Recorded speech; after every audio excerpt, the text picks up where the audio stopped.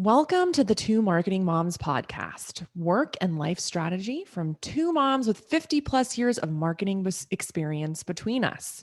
We talk about the struggles, the fails, and the wins while balancing being a boss, a home life, and being a mom in the advertising and marketing industry. Hi, I'm Julia McDowell, and I am here with Kelly Callahan-Poe. And today is a very revealing episode. Kelly, take it away. It is a revealing episode, and we've been talking about doing this for 6 months, and it took us that long to be brave enough to actually talk about it. And so failure is a challenge to talk about and admit, and frankly, probably most people don't necessarily even admit their failures to themselves, let alone to the world through a podcast. And putting it out there. And, I kind of put this in the same category as our last podcast, which was the worst business advice we ever received.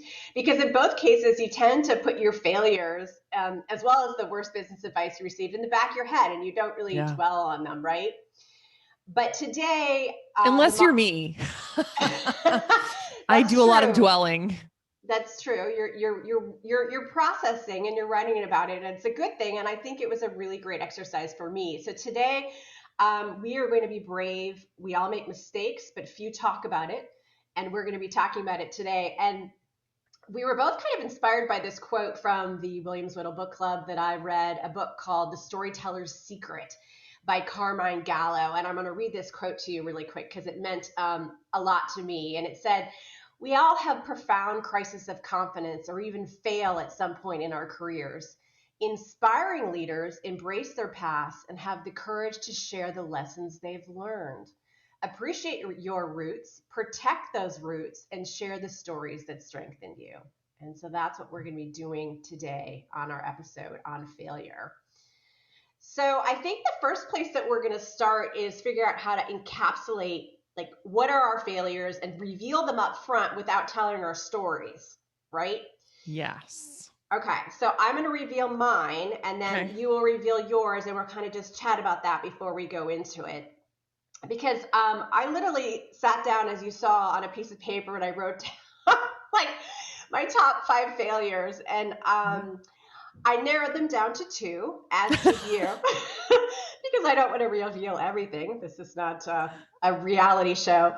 But a lot of them have commonalities. And so my failures in business can be narrowed down to 2 areas that are related, and that's people and politics. And we've talked a lot about this in previous podcasts about how in marketing, we spend a lot of our time studying the target audiences that we're trying to reach, but we don't spend a lot of time studying and learning about each other.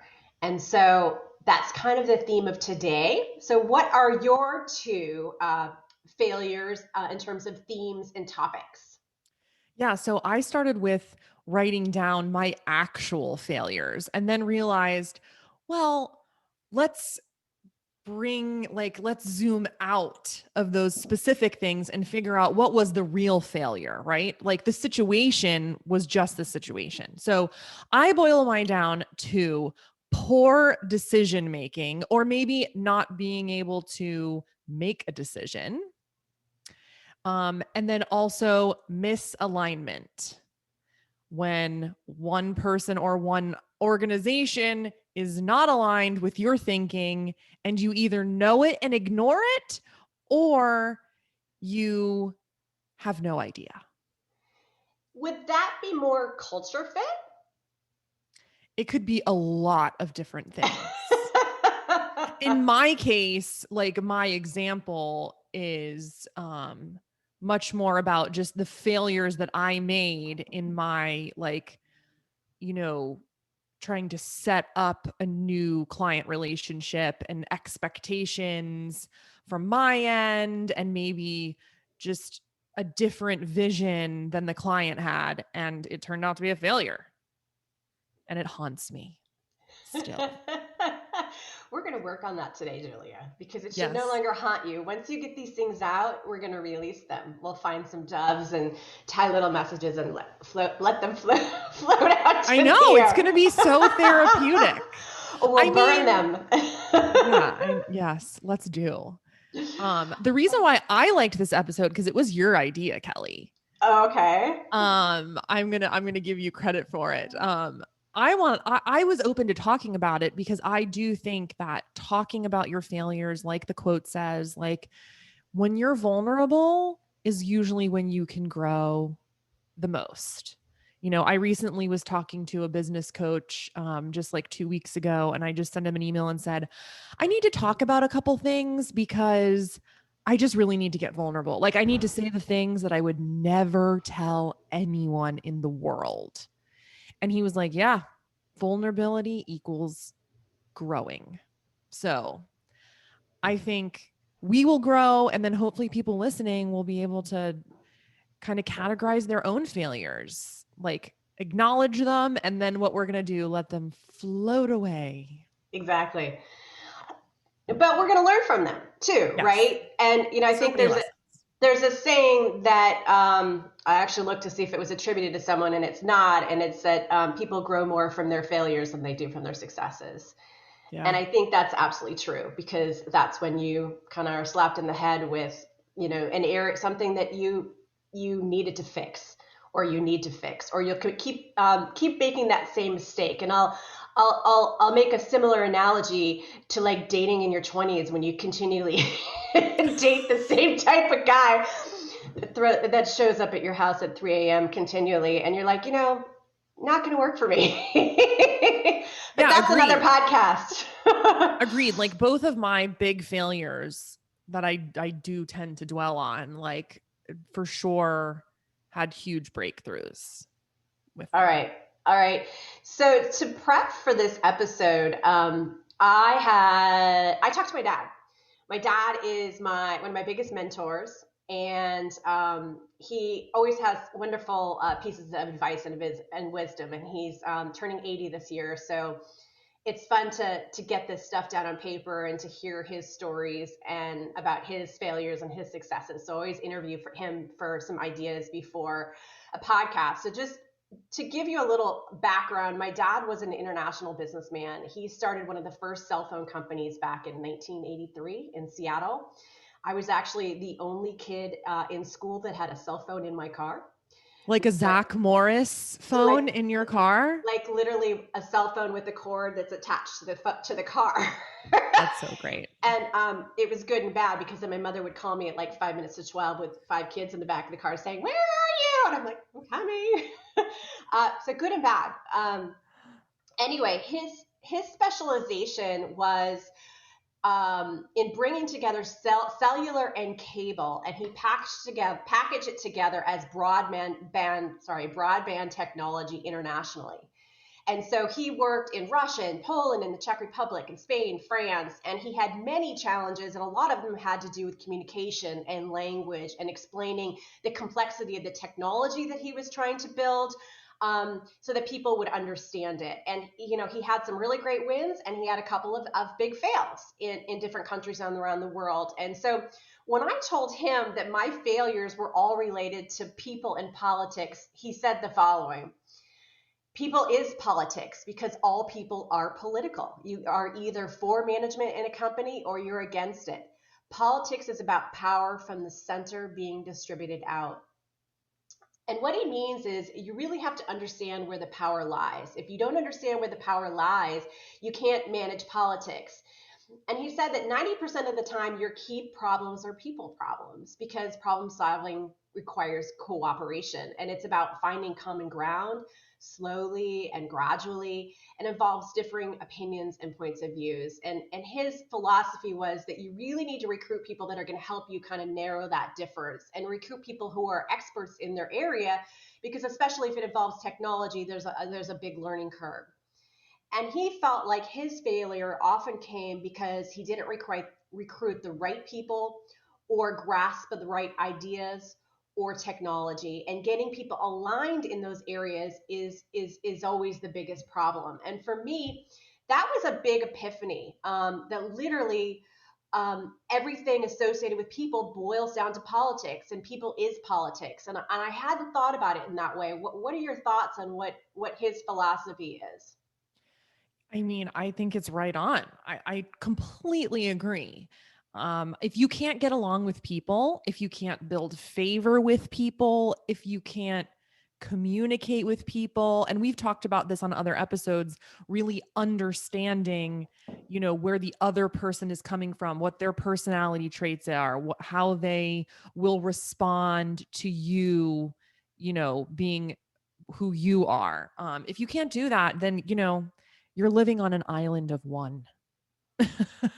You can't expect to, you know, um, have great relationships. You can't expect to have great successes if you cannot figure out how to get along with people. And that is people in politics. I saw this, I was tagged on this really long LinkedIn thread recently. And actually, it was someone had asked, what's the worst business advice you had ever received? Oh, and you're Of all over course, it. yeah, I was so jazzed that one of my colleagues had asked this. And of course, I read every comment. And he also asked, like, what's the one thing you wish you had known when you were younger? And someone wrote this: politics matters. In fact, it's all that matters. Results are secondary.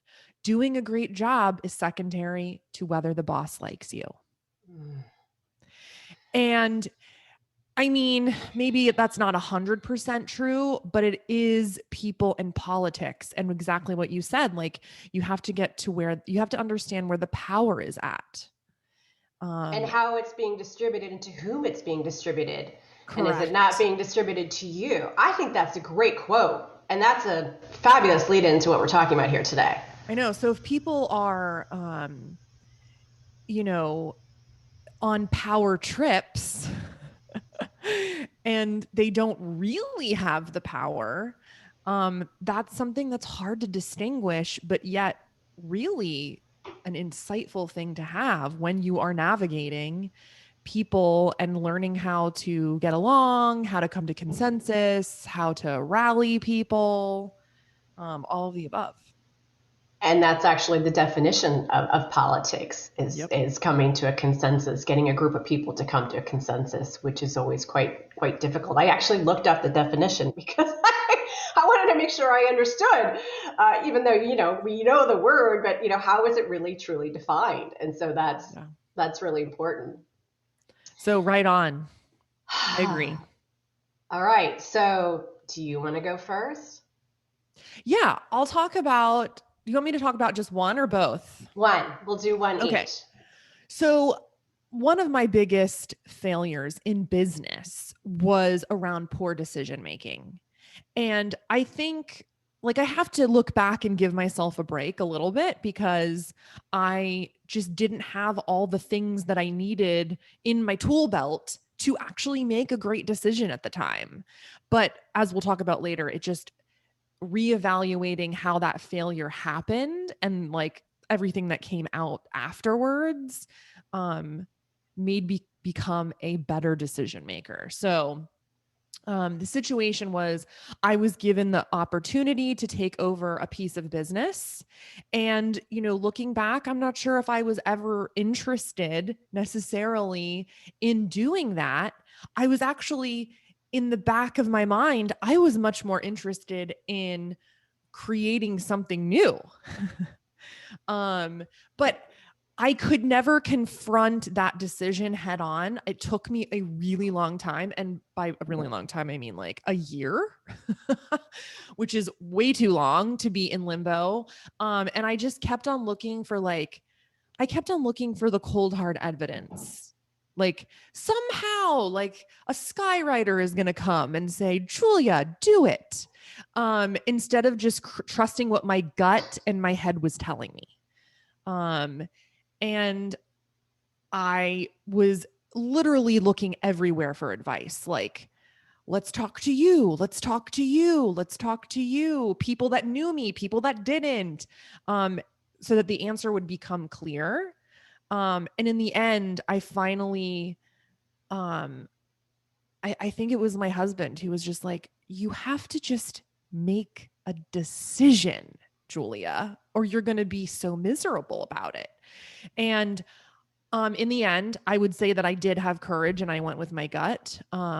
Obviously, there were things that exploded afterwards. And of course, the road was not so straight. I mean, it was rocky after that because every decision you make, especially those hard ones, have consequences, whether they're good or bad consequences. And I think for a long time, I was avoiding the bad consequences and just instead of saying, yeah, this is going to happen, but there's also going to be a lot of good things, and just make the decision. Also, in Oh, retrospect, I would say it probably just took me a year to get there. I mean, just it took me a year. Other people might have taken like a month, but it took me a year. a lot So, of that is fear too, right? oh I mean, yeah, and tons and of fear. and being, building enough bravery to make the move, and because the unknown is so much tougher, right? Versus the known, the W know versus the W don't, which is tough. I mean, we've talked about it like, or maybe we haven't. Like, I'm not that big of a risk taker. You have talked about that. And so yeah, it was all of that. It was bravery, it was clarity, it was, I mean, it was so many things packed into one situation that almost like it was decision paralysis. Maybe that's the better way to describe it. It was decision paralysis. um and I think, and I mean, I'll talk about this a little later, but I think that that whole situation, which played out over a very long amount of time, did make me a way better decision maker. Now I can be like, okay, this needs to happen, or this needs to not happen, much quicker, much faster, with so much more confidence. So there you go. That was my biggest failure that I still think about all the But time. again, you call that a failure, but aren't you in a better place now than where you were? Oh, I mean, And was it not the best decision that you could have made? it was the best decision I ever made in my life. It led to a breakthrough in my career, a breakthrough in my life, really a breakthrough in my confidence. It was almost like it just opened the floodgates of my creativity, my it squashed a lot of my self-doubt. It paved the way for me to really blossom. And so for sure, that failure, um, and all the little things that came with it, definitely turned into a great thing. I can't regret it. No regrets. Yeah. So not that I'm a therapist, but to to a certain extent, do you really call that a failure when ultimately the path you were supposed to be on a different path, you just didn't realize it soon enough? Well, I mean, the failure of my decision making, that's a really good question, Kelly. Very good question. Um, Although it turned out to be good for me, the repercussions or the consequences, some of them weren't so great. It led to broken relationships, strained relationships, um, probably some unanswered questions from everyone involved, and that is still icky feeling, right? Like, so because I wasn't able to clarify, to be clear about my decision and why I was making that decision, I eventually just like literally pulled the plug. That's how I decided to make my decision. So like my gut all along was saying, what I should do. I should not proceed and instead do my own thing, and create my own thing from scratch. And yeah, so there was a lot of failures that did happen out of that. Even though there was, the ultimate thing was good. All of those other little icky things, I do have some regrets over. I love that. Well, thank you for sharing. Congratulations. Put it out there. It's gone. It's gone. All right. Well, All right, I'm well, give gonna. me one, Kelly. I will. In analyzing my failures, I'm gonna put them in a couple of categories: quitting a job and being laid off from a job. Okay. And I've done this in both cases. Um, and in advertising, kind of like in Silicon Valley, failures is considered a badge of honor, right? Everyone in the advertising has been laid off at least once, if not many times in their careers. And being laid off um, happens for many reasons. It can be because you lost a piece of business. It can be because of revenues. It becomes a people person. It doesn't mean you're being fired, but of course you tend to blame yourself when Of you're course. laid off, right? And so I want to talk about my first failure, which the lesson. I'm going to give you the lesson up front, and then Okay. talk about it. Which is, and we've talked about this in past episodes. Never quit a job without a new one. Yes. And if you want out, you need to buy time to look for your next job by being brave enough to try to work things out with your boss and address their concerns. And so I'm going to give you the scenario of this particular situation. I was young. I had a female boss who was an incredibly smart woman, but also a micromanager. She not only told me what to do, she told me how to do it and who to do it with. I mean, literally to that level of detail. I was in a little teeny box, but I had this big title, and she continually not only berated me, but my team, and she really had unrealistic expectations about getting things done. And frankly, I was afraid of her, and I was too afraid to stand up to her. Um, and the reason that I was afraid of her, part of the reason was she was one of very few women in a sea of men in the company.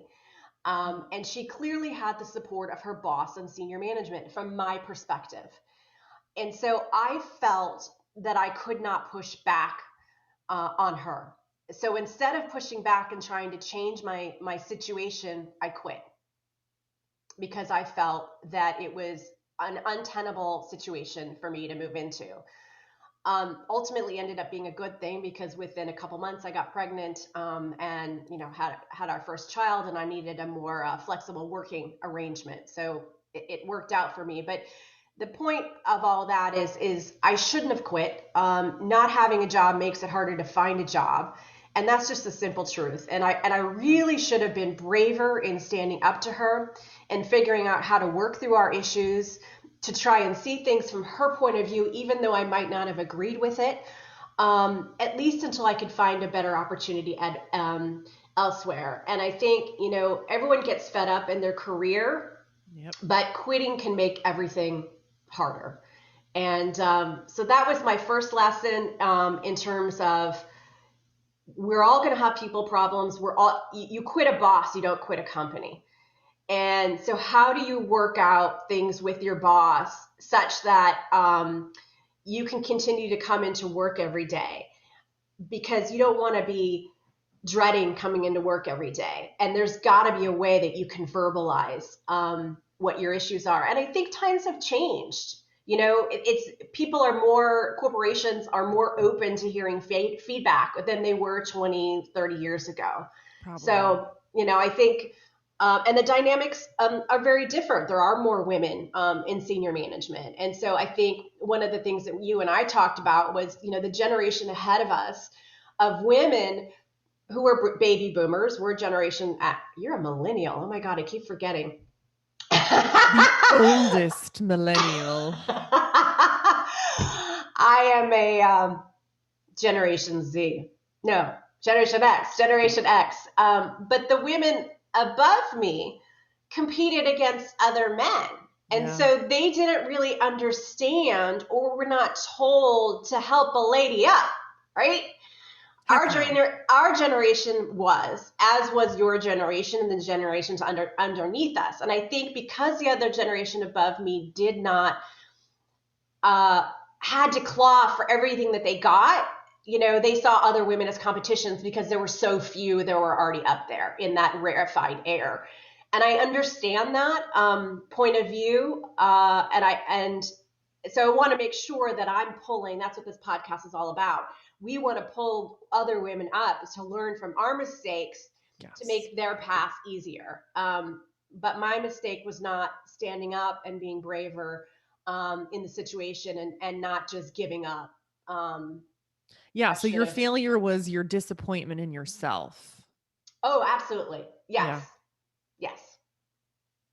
I've, I almost recently quit a piece of work that I got because it was just so miserable to start. And then I was like, nope, I don't quit. I am going to power through figuring out this like bowl of spaghetti. Lots of point of views on that one. All right, are we ready for number 2 from you? Number two. Okay. This is also a people thing. So, like, I call it misalignment. So, really, what happened was I got a pretty sizable contract, and it allowed me to grow and expand my team, and I was super pumped. And I really saw it as, and this we talk about in another episode, is the worst business advice: growth equals success. I Mm, thought, well, as I'm building my agency, I have to prove it to everybody. Like everyone needs to see that I am doing this and I am successful. Um, and to be successful, I need these big contracts and I need to have all sorts of people working under me, and that will be success. Then people will label me as success. Um, and so I was kind of blinded by that, and really didn't put the right resources behind the contract. Um, I couldn't figure out really how to make the client to fulfill what I thought they were looking for. Um, and it ended up not being the right fit at mm, all. And, you know, was it all me? No. I don't think the scope that I thought out, the scope of the contract was, what I thought out, what I thought the client said, and I had a vision for it. But I think ultimately the client actually had a different vision. And whatever they read that I had scoped out, they read it with a totally different, filter. And hmm. we just weren't aligned from the start. I was trying to get to, you know, Main Street, and they were trying to get to, Fifth Avenue. Uh, and eventually the contract ended prematurely, and it made me feel like a really big failure. That's actually like, that's me being really vulnerable. Like, I know I'm not saying specifically when and how and who this happened, but it made me feel it still kind of makes me feel like a big failure because I couldn't see the forest through the trees there. It was like, no, growth equals success. Growth equals success. Um, and, I think the positives now is that, I know how I want to run my business now. And it's not necessarily with growth equals success. Every time I lead with that, it seems like maybe perhaps I'm being too greedy, instead of really looking at if it's the right fit. Like, how do I want to grow my business authentically? So again, I mean, it turned out to be a really good thing, um, for me to learn from, for sure. I felt icky about it at the time, probably still kind of do, but, yeah, it really ended up being a great learning lesson now rather than with maybe even a bigger opportunity down the line that I could have repeated the same mistakes. How could you have, uh, in essence, stopped or kind of stopped yourself, or would you have, would asking more questions up front? How would you have rectified this sooner in the relationship if you had it to do over again? Well, I think one of them, and maybe, I don't know if it's an advertising thing, but, um, Making clients be way more involved with the scope of work and Yeah. setting out their vision, right? So a lot of the times clients come to me and they feel like, "Oh, Julia will she's listening to me. She has heard everything I'm saying and she will put it down on paper," which I do, but I do it with my own angle, with my own background of experience. I interpret it the way that I am perceiving it, right? And so clients sometimes just trust, which is great, right? That's what I'm trying to do is I'm trying to earn their trust so that we can have a great relationship, a great working relationship. But I think not uh the what I could have done better is made sure that we went through it really closely. We talked through how each thing would work.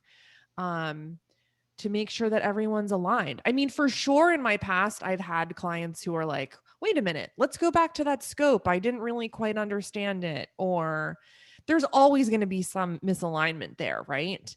Um, but being better at that I will surely avoid the same mistake in the future. I think I'd like to have an episode just talking about scope of work because I have the same problem having been in RFP land all this week and will continue for the next couple of weeks because no one did anything in 2020 and now all of a sudden they want to do everything. And that is the biggest challenge is I feel like a lot of clients are coming to us and saying, you're the experts, tell us what we should do. Yeah. But their budgets may not align with what they really should be doing. And so then once they get the proposal, they're like, whoa, that's way too much. Yeah. So I think that's something that'd be worth chatting about in another podcast. Yeah. It's a tough thing. I mean, scoping is something that you really get better at with experience. I think, when I was Yeah. younger, I definitely would not have been able to do it. But, for me, once a scope is in a contract, I have to deliver. Yeah. Um, So I'm going to talk about my second failure. And I took a job many, many years ago that despite reservations about company culture, its high churn rate and its leadership, and I'm going to talk about this. I had some red flags early on in the interview process. I was actually interviewed by a room full of 10 people who were all supposed to report to me. And during the course of the interview, there were hardly any questions asked at me, which is really, really rare. And so I got the job offer. I accepted it. But a week before I took the job, the CEO called me to say that the entire team that I had met had quit. And that I'd have to, what? yes, and that I'd have to rebuild the entire team. And there was a rationale behind it. There was some politics and issues between different divisions in the company, and literally like 15 people quit before I started. And so he said the opportunity is you get to build your entire team. And so I said okay, and I proceeded, and I was slowly able to hire some new people, but I was never able to hire even close to the same amount of people that were running the business in my department prior to. I think I had a third of the people that were running things before me. And these were very big pieces of business and complicated pieces of business. And there was never enough people to handle the workload. The client suffered. And it was a very difficult, challenging position to be in. And it turned out that the CEO really thrived on competition. We talked about this and this kind of culture of fear. And he would talk about people behind their backs, and he would, in essence, backstab people. And he would, as revenues would go up and down, if they were down in a particular quarter, he would ask to eliminate people, and he would call us in, the senior management team, and say, okay, who do we get rid of next? It's And like the so the guillotine. yeah. So, of course, your name's going to come up eventually. So Yeah. any miss on revenues had to be someone's fault, and no one was safe, and he would really pit us against each other. Um, but this time I had learned my lessons of the past, and I was very verbal. I did communicate my concerns to the CEO. I did communicate my concerns about the culture, about the people, about the turnover, about my how much staff I had and how much staff I needed to do the work, and how important the role of our department was in terms of building relationship within the agency. He did not approve the addition of other people. So the strangest thing happened, and it's hard to even recount it now. He replaced me while I was still at the agency.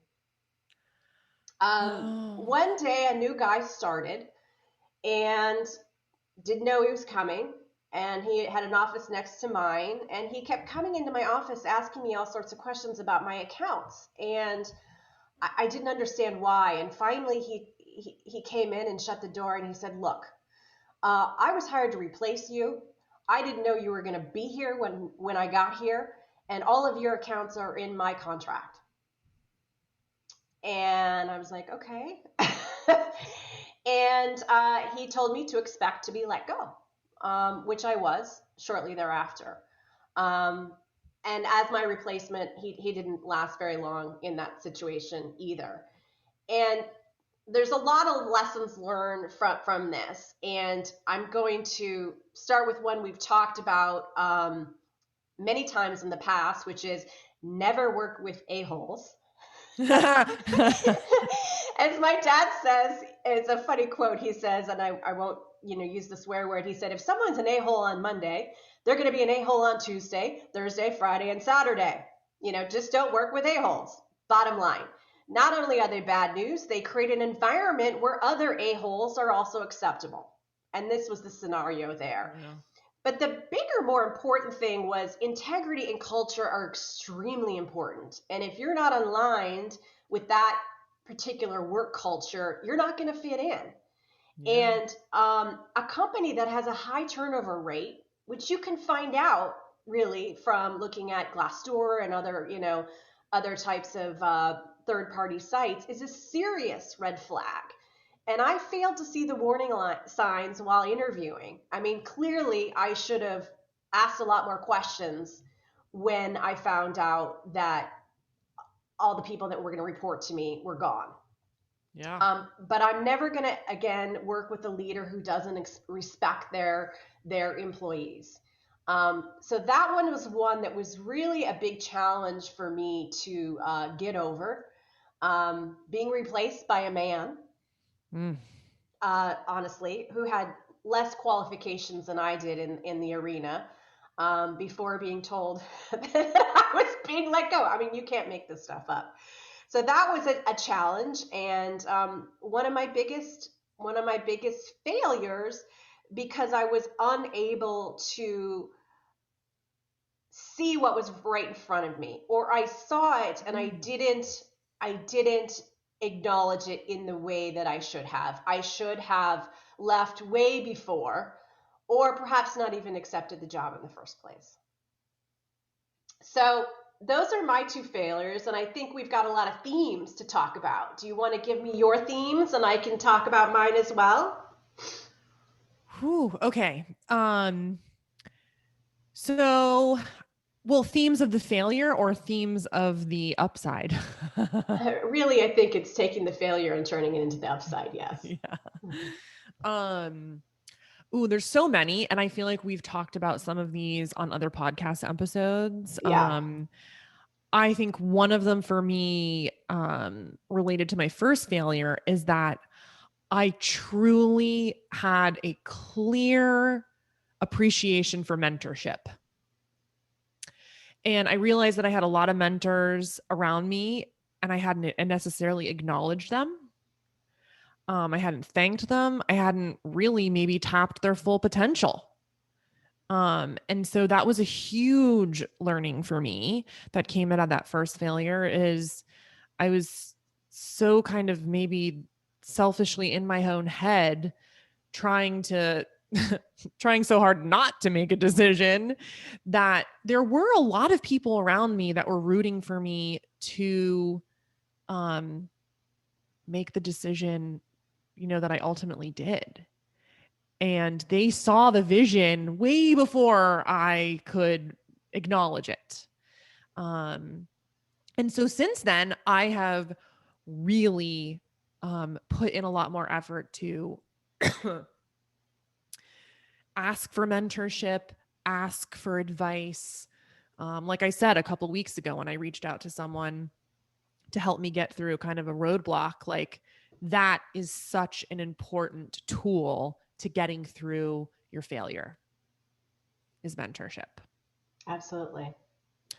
Um, and going along with that is that I also finally understood the value of my network. So maybe if they weren't necessarily mentors, but just the value that other people bring to your journey. Like I'm kind of sometimes can be like a lone wolf and I like to be on my own. And I need to also acknowledge that the people around me are willing to help and they really bring a lot of value. I mean, once I'd made my decision, I also talk about this on an episode. I had no plan B at that time because because I was so against making a decision. I had no plan B. So when I went with my gut and said, nope, this is not the right decision, I am not going to pursue this, it led to me having to end my employment because it was the dead end that I got to. Which maybe maybe if I had made a decision earlier, it wouldn't have been a dead end. But obviously I'm happy with the decision. But um, so yeah, that was huge. Like once I got there, then I was like, oh great, I have no plan B. And so then I started reaching out to this network and these people stepped up to the plate for me. And I'll always be grateful. So those were like two really great things that came out of that and things literally that I think about every day.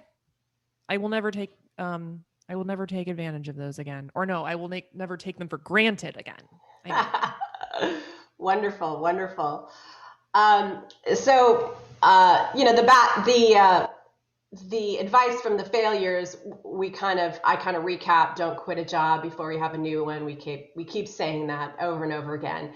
Stand up for yourself. And Yeah. I tell this to my staff: if they disagree with something, let me know. I might push back and say, no way, but I'm never going to say it's my way or the highway. I want it, you need to stand up for yourself always. And I listened to this podcast the other day with a business coach named Scott Anderson, and he was on the podcast talking about the theme was being 10% braver. And he argues that failure stems from not being 10% braver. And if I had been 10% braver, I would have taken another action. And I like that because I think that's a great way to think about the actions that you're taking in your life, because you can turn them if you really just push yourself a little bit more to be braver. Another one that you and I know have in common is that we don't suffer fools lately. And so communication is extremely important. And if I look at the commonality of some of the bosses that I've had issues with, they were really, really poor communicators. And they ended up using me as their mouthpiece because they couldn't communicate well without acknowledging it necessarily, but pushed me to do so. And communication is so important in what we do. We're in marketing. It's a communication business. And if you have a manager who's a lousy communicator, then they're in the wrong line of work and you have a red flag. So you need to ask Agreed. yourself, and this is important: do you admire your boss? Are they someone you want to emulate or learn from? Are they someone that you're going to have to adapt to and work for, or someone who's going to make your life worse? And if so, then you're in the wrong place. And Yes. so buy yourself some time and find a new job and get out. You should admire your boss, right? I mean, Yes. otherwise, what's the point? We need to You're going to learn spend from more people. time. Yeah, you're going to spend more time with that boss than maybe your family. Yes, yes. And again, you're not going to agree with everything on your boss. And of course, there's going to be things that irritate you. I'm quite sure there's things about me that irritate my team. But I would hope that at least there's some basic respect and admiration for some of the things that I do and the hustle that I have. Yeah. And lastly, it's not always your fault. So you and I can look at these things, and there's so many different factors that it's not always our fault. Sometimes failure is the boss or the 100%. culture or the failure of a superior to listen to feedback that could make things better, or a job that's made impossible for a number of reasons. And so we need to learn to recognize when we could have done better, and then get over it. And because maybe at that time, in that situation, where we were in our lives, there's really nothing that we could have done to make it work. And I think the main thing that you and I need to acknowledge is that every failure that I've ever had, and I believe that you would agree with this, I've always landed in a better place than where I was Yes. before. Always. 100%. And I'm grateful for the failures because whether I knew it or not, it was right to end things when they did and move on to the next chapter. 100%. It's the no regrets. I agree with that. I absolutely agree. Yes, you could have done things better, but you can't regret them. You have to Yeah, move I on. mean, The mistakes made you who you are. you touch on another good point too. Like within that failure, you could never walk away and say that was 100% my failure, right? Because you played a role and everybody or thing or entity played a role as well. And that's a theme through my biggest failures too, is like I'm willing to take responsibility and accountability for the role I played in those failures, right? But I do give myself the grace to know that it wasn't all me.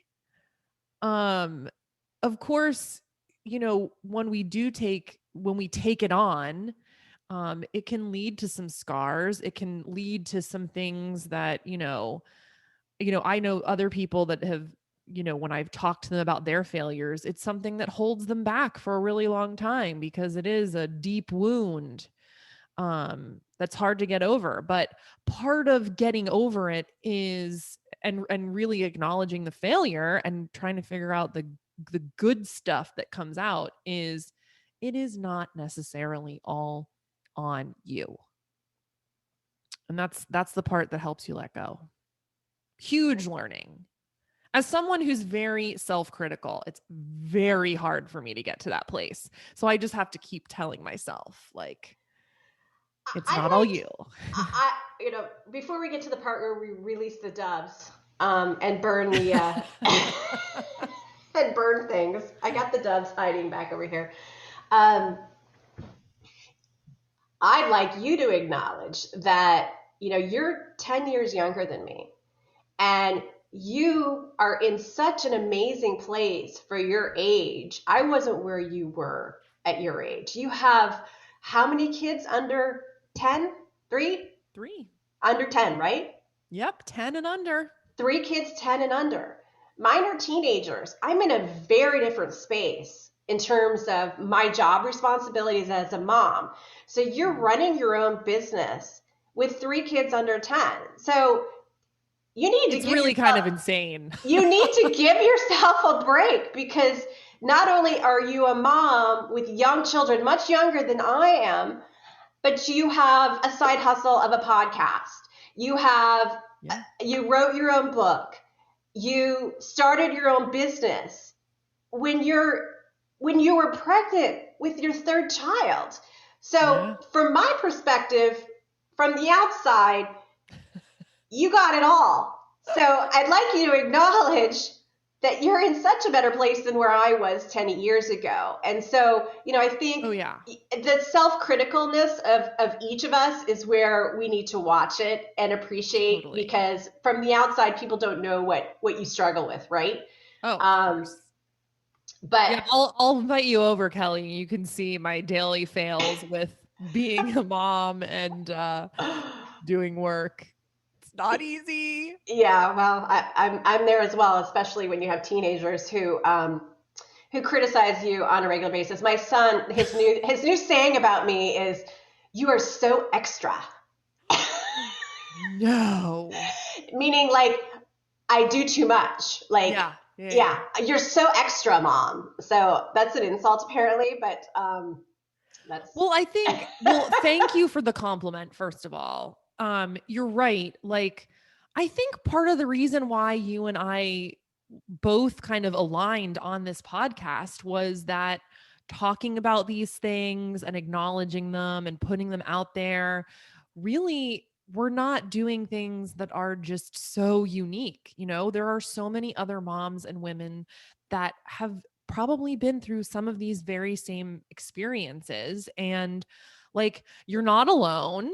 um you just said it, like, as an outsider, your perspective is so much more different, of my successes and failures, and vice versa, right? Like, our own inner critic is usually the worst. yeah, um but I really love this episode, and I'm so glad we did it, because I'm all about, like, let's evaluate. Let's let's point them out, and let's say, you failure didn't like you, but what came out that was great. And I agree. If I could rewind the clock and not make those mistakes again, I mean, maybe I would have done some things like a little bit different, but the outcomes, oh, thank goodness they happened. no regrets. So now I think it's time that we release the doves. Raise your hands, Julia. Release the doves. We're releasing the doves. They're gone, gone, gone, Release your gone. failures, but only after you've done the analysis and you can say, hey, I learned some things, and Yeah, hey, I grew. only took us 6 months to figure this out. Well, thanks, Julia. Great episode, and I'll talk to you next week. Thanks, everyone.